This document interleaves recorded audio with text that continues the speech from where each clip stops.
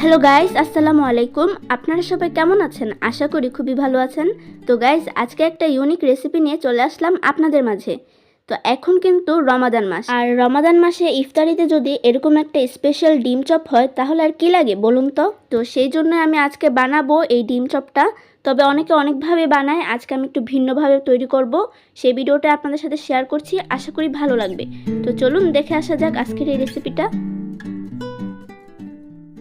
ডিম চপ তৈরি করার জন্য প্রথমে আমি কয়েকটা আলুকে ভালো করে সিদ্ধ করে নিয়েছি।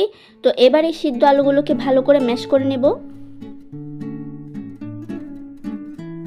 এবার এখানে দিয়ে দিব পেঁয়াজের বেরেস্তা, তারপর দিয়ে দিলাম ধনিয়া পাতা কুচি, তাহলে গ্রানটা অনেক ভালো আসবে। দিয়ে দিব ধনিয়া গুঁড়া, আর দিয়ে দিলাম জিরার গুঁড়া। এবার এখানে দিয়ে দিব মরিচের গুঁড়া। ঝালটা আপনারা আপনাদের স্বাদ অনুযায়ী দিবেন। আমি একটু বেশি ঝাল খাবো, তাই এখানে একটু বেশি করে ঝাল দিলাম। শুকনো মরিচও দিয়েছি আর কাঁচা মরিচও দিয়েছিলাম। এবার এটাকে ভালোভাবে মিক্স করে নিব। এবার আমি এখানে দিয়ে দিব স্বাদ মতো লবণ। আমি আলুটাকে সিদ্ধ করার সময় হালকা লবণ দিয়েছিলাম, তাই একটু অল্প করে দিলাম লবণটা। তো গাইস, আলুটা ভালোভাবে মিক্স করা হয়ে গেলে এবার আমি সবশেষে এখানে দিয়ে দিব খাঁটি সরিষার তেল, তাহলে খেতে আরও বেশি স্বাদের হবে।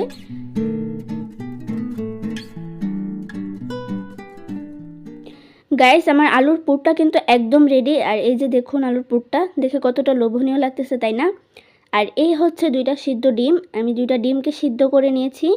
এবার আমি এই ডিমটাকে কেটে নিব। একটা ডিমকে আমি 4টা ভাগ করে কেটে নিয়েছি। তবে আপনারা চাইলে কিন্তু ডিমটাকে না কেটে এইভাবেও তৈরি করতে পারবেন। আর এই যে দেখুন আমার ডিমগুলোকে কাটা কমপ্লিট। এবার আমি এই ডিম চপটা তৈরি করব। আর এই যে দেখুন কিভাবে তৈরি করতেছি। আসলে গাইস, এটাকে মুখে বলে বোঝানোর মতো কিছুই না, আপনারা দেখলেই বুঝতে পারবেন যে আমি কিভাবে ডিম চপটাকে তৈরি করতেছি। ফার্স্টে একটু করে আলুর পুরটা দিয়ে দিলাম, তারপর একটা ডিম দিয়ে এর উপর থেকে আবারও একটু আলুর পুর দিয়ে এভাবে গোল একটা শেপ করে নিলাম, তাহলেই কমপ্লিট। আর গাইস, এই যে দেখুন এক এক করে সবগুলো ডিম চপ তৈরি করা কিন্তু কমপ্লিট। তো এবার আমি বেসনটাকে রেডি করব। বেসনের ব্যাটার তৈরি করার জন্য প্রথমে একটা বলের মধ্যে নিয়ে নিব বেসন। এবার এখানে আমি দিয়ে দিব সামান্য চাট মশলা, তারপর দিয়ে দিলাম জিরার গুঁড়া আর ধনিয়ার গুঁড়া, তারপর দিয়ে দিব মরিচের গুঁড়া আর স্বাদমতো লবণ। এবার দিয়ে দিব ম্যাজিক মশলা, তাহলে খেতে ভালো লাগবে। এবার সকল জিনিসটাকে ভালোভাবে মিক্স করে নিব।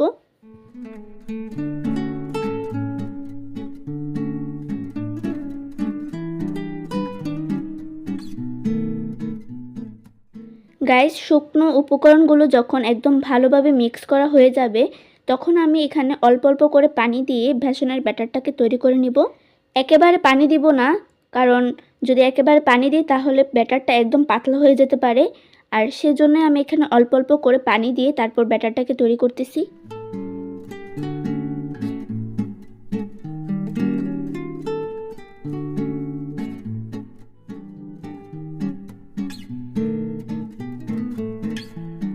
তো গাইস, এই যে দেখুন আমার বেসনের ব্যাটারটা কিন্তু একদম রেডি। আর কীরকম হবে আপনাদেরকে একটু দেখিয়ে দিচ্ছি। একদম ভারীও না আবার একদম পাতলাও না, এরকম টাইপের একটা ব্যাটার। তো এবার আমি ডিম চপগুলোকে ভাজার জন্য চলে যাব চুলায়। একটা কড়াই বসিয়ে দিয়ে দিব তেল। ডুবো তেলে ভাজতে হবে, সেজন্য একটু বেশি করে তেল দিয়ে দিলাম। এবার একটা ডিম চপকে বেসনের ব্যাটারের মধ্যে ভালো করে ডুবিয়ে তারপর আমি দিয়ে দিব তেলের মধ্যে। আর তেলটা কিন্তু অবশ্যই একদম ভালোভাবে গরম হতে হবে।